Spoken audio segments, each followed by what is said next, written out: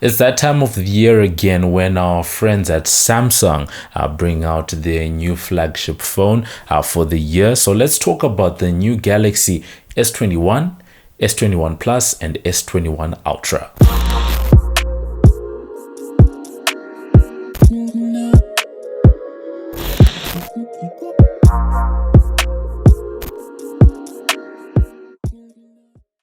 Hey, what up? It's your boy MobbJustice back again with another video. Thank you so much to everyone who continues to support and join the community. As always, this video is brought to you by the team at Lion Media for crisp video, photo, and graphical and music content. Definitely make sure you head on over to www.lionmedia.com and just contact them there, and you can work with them and see what they have to offer. So for today, we are focusing on those new flagships. Samsung had their hashtag Unpacked event earlier on. This was on Thursday, and they released a new set of earbuds, a new set of phones.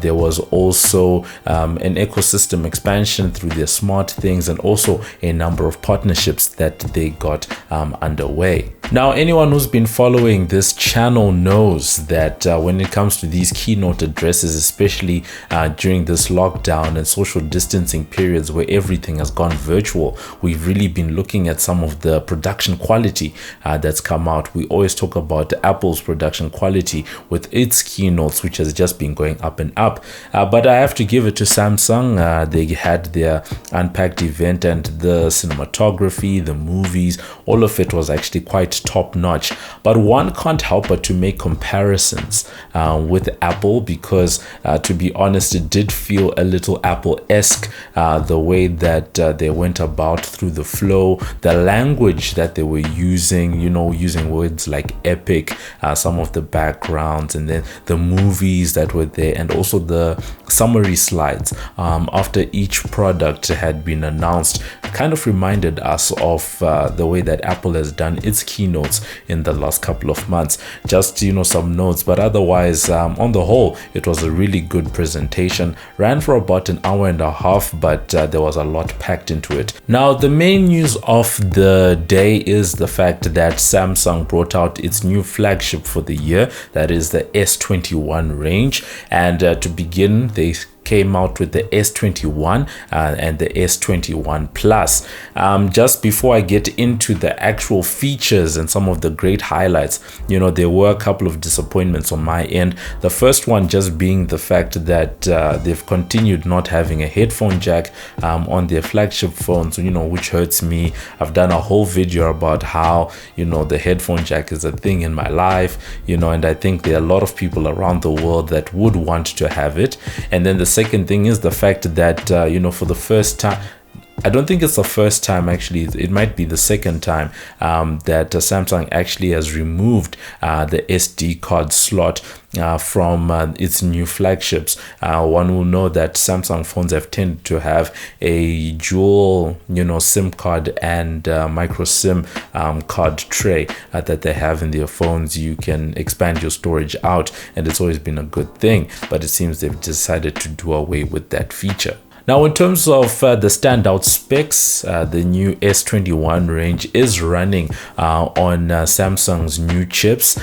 Starting off with the Exynos, it should be the 2100, and on the other side for international markets, they're going to be having the Snapdragon 888, right, 888, and at the same time, all the phones are featuring 5G antenna. And then on the side of the S21, it's featuring a 6.2-inch screen, and then the S21 Plus has a 6.7-inch screen, 4000 milliamp hours on the battery side on the S21, and 4800 milliamp hours on the side of the S21 Plus. The new phones actually feature a whole new design. This is different from some of the incremental changes that we've seen in the past. One will remember that the move from S8 to S9 was more incremental because they kept, relatively the same bodies.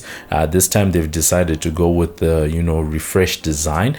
And the first thing, to note is the fact that they've still kept the hole punch cutout that we saw on the S20 range. And then this time around, they've reduced somewhat the camera bump. It's highlighted. They've done it in a different way, and then on the other side of that, they also have a new matte material on the back that they are using to reduce the amount of fingerprints. If I take this, as I said, this is a glass phone, and it is a fingerprint magnet on the back, and they've done away with this type of thing this time around. The camera wars continue, and Samsung actually spent a long time talking about the new camera system that they have on the new S21 range. It's one of the big things that they are touting with their new flagships, and they also are touting a lot of AI, that's artificial intelligence, that they are using for image processing and that sort of thing. And there are three things that really stuck out to me about the cameras on the features: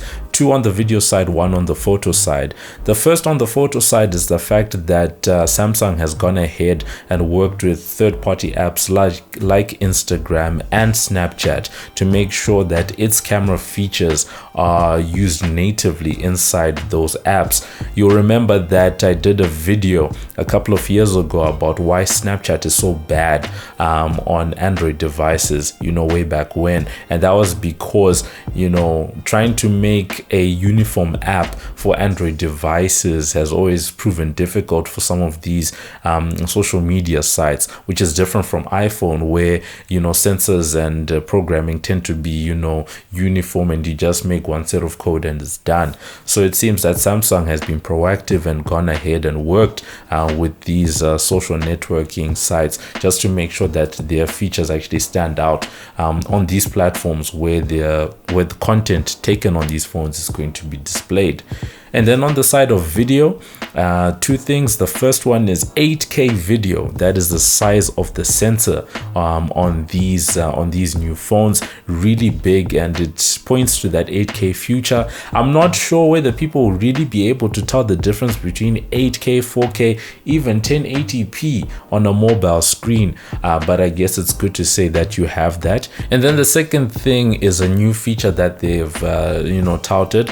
It might end up being a bit of a gimmick, but as a content creator, it really looks cool because like previous phones, there's a set of cameras on the back, and they have a new feature called director's view, where if you're taking videos, you'll be able to get a live view of the three different angles and pick between them so that you can get the best shots. And also on the side of image processing and images as a whole, this might end up really being a bit of a gimmick, but they showed off something really cool. They're calling it object remover. You take a picture and you want to remove either an object or a person. They have that feature. You just highlight it, and then it uses artificial intelligence to actually just fill in the gaps and actually remove that and replace it with the background. Looks cool. Not sure how many people are actually going to take advantage of it. Samsung looks to be quite serious about privacy this time around. They've included a separate chip and processor inside the phone that will specifically deal with security only, and that was one of the big things that they spoke about. At the same time, they also spoke about a new feature where you'll be able to take out the metadata in photos that you send over some of the apps, whether it's instant messaging apps and the like, because usually if you take a picture on a camera or a phone, it usually has certain types of data that are contained in it: the type of phone, the resolution, the size, and usually the location, and all of that data might lead someone back to you. So they've enabled a feature where you can actually take all of that out. As they did in 2020, Samsung has decided that this time around they're also going to have another Ultra version. So they showed off the S21 Ultra, which has a 6.8-inch screen, which is the biggest one that they have on offer at the moment. The other interesting thing was the fact that, like the S21, they spoke a lot about the camera, and once again, it's got crazy camera features. Some of the standout ones is that it's got really good low light performance, and then the other one was the fact that it's got that 100 times optical zoom. I'm not sure whether that zoom is fully optical or digital, but we'll see whether people will be able to actually use it. We'll be waiting for the camera tests to come through on that front. Another standout feature about the S21 Ultra was a new color that they showed off called Phantom Black, and they've included the word Phantom on a number of other colors that they have, but the black seems to be like there's a BMW that was showed off recently that has the blackest black, and they really spent a long time going on about how Samsung went through this entire drama trying to get the perfect black. For designers, black is the most difficult color to create. To understand its qualities, we studied all the ways it is used in cars, fashion, art, and more. And that's what they were calling it. It's called Phantom Black. We'll be keen to see what it actually looks like in real life. And for the first time, Samsung has included S Pen compatibility on the new S21 Ultra, which to me, you start theorizing and looking into the future and the whole S range and thinking to yourself, is there really now a need to have a Note series? Because the S Pen has been primarily been held for on the Note side of things. Plus, at the same time, the Note range has always been, that crazy phone that Samsung brings out every year. It's usually the biggest phone, the one with the most features, and the one with the S Pen. And right now, that seems to be the space that the Ultra is trying to occupy.